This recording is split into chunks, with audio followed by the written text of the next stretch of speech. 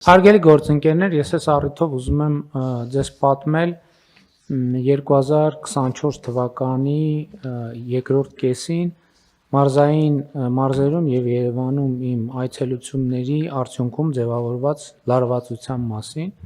որովհետեւ մենք գիտեք, որ տարբեր ծրագրեր ունենք աջակցության եւ երբ որ մարզերում շրջում ենք, անձեն աչքով նկատելի է, որ մարդիկ անդադ ինչ-որ շինարարություններ են գնում, ինչ-որ բան են կառուցում եւ իմ արձանագրումը այն էր, որ երբ որ ես սկսեցի հետաքրքրվել, տեսա, որ այդ ներդրումների մի շատ էական մասը մարզերում վերաբերվում է զբոսաշրջության ոլորտին։ Եվ երբ որ մենք սա արձանագրեցինք, իրականում շատ մեծ լարվածություն առաջացավ, ինչու՞։ Որովհետև այդ մարդիկ ֆինանսական միջոցներ են ներգրավել, ներդրումներ են անում զբոսաշրջության ոլորտում եւ հարցեր, իսկ արդյոք Հայաստանում լինելու է այնքան զբոսաշրջիկ, որ այդ բոլոր ներդրումային ծրագրերը ինչ որ ձևով արդարացվեն եւ շատ ուրախ եմ արձանագրել, որ տարվա ընթացքում եղան զարգացումներ, որոնք ինչպես տեսակ իրենք զբոսաշրջային թվերի վրա ունեցան էական ազդեցություն։ Ես ուզում եմ մեր ուշադրությունը հրավիրել հետեւյալ հարցի վրա։ Մենք ունեցել ենք երբևէ ռեկորդային տարի՝ մայիս, հունիս, հուլիս, օգոստոս, հոկտեմբեր, նոյեմբեր, դեկտեմբեր։ Ինչ բացատրություն ունի այս ամենը։ Նախ ուզում եմ մի քանի գործոն նշել այս թվերի եւ պոտենցիալի մեծացման առումով զբոսաշրջության ոլորտում։ Առաջինը, մենք այս զարգացումներին կարողանում ենք հասնել այն բանի պատճառով, որ այդ թվում չենք վախենում սխալվել եւ չենք վախենում սխալներից եւ չենք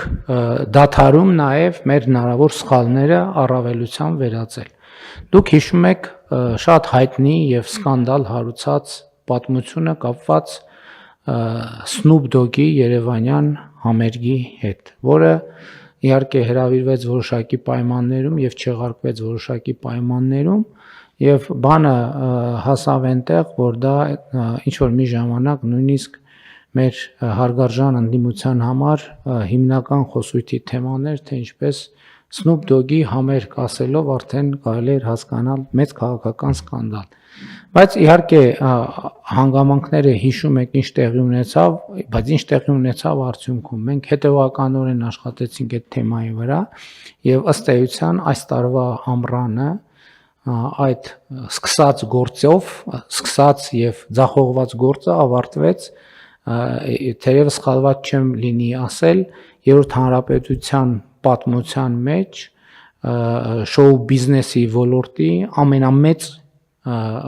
կոմերցիոն, առնվազն կոմերցիոն իմաստով ամենամեծ իրադարձությամբ Ջենիֆեր Լոպեսի համերգը Երևանի հանրապետական մարզադաշտում, որը զբոսաշրջային թվերի վրա ունեցավ շատ էական նշանակություն։ Հաջորդը ավիացիոն ոլորտի մեր խնդիրները, որը մենք այս ընթացքում ունեցել ենք, բայց նաև այս դեպքում էլ մենք չենք դադարել խնդիրներին առերեսվել, խնդիրների հետևից գնալ, փորձեր անել, այդ թվում սխալվել, այդ թվում ձախողվել, բայց արդյունքում մենք այսօր ունենք մի իրավիճակ, երբ որ Հայաստանի ավիացիոն շուկան գնալով ավելի գրավիչ է դառնում թե տեղական, թե օտարերկրյա ընկերությունների համար, եւ մենք հիմա գործնականում ամեն ամիս լսում ենք հայտարարություններ տարբեր միջազգային ավիաընկերությունների կողմից դեպի Երևան եւ Երևանից թռիչքներ իրականացնելու մասին,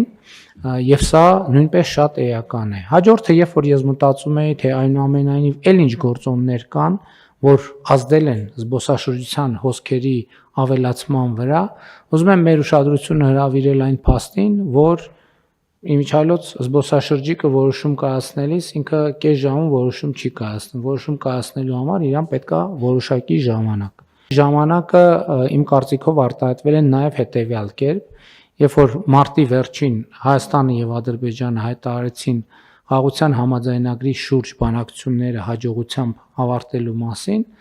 արդեն մայիսին զբոսաշրջության թվերի վրա դա արտահայտվեց։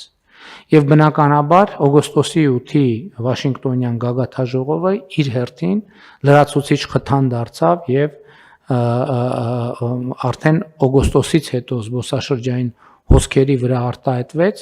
եւ ես ուզում եմ մեր ուշադրությունը հրավիրել եւս մի հանգամանքի վրա, որ էլի այո սխալվելու եւ ձախողումների ճանապարհով մենք հարային մեծ միջոցառումներ, բարձրորակ միջոցառումներ կազմակերպելու կարողություն ենք ձեռք բերել։ Էդ էլ պարզ բառ չէ,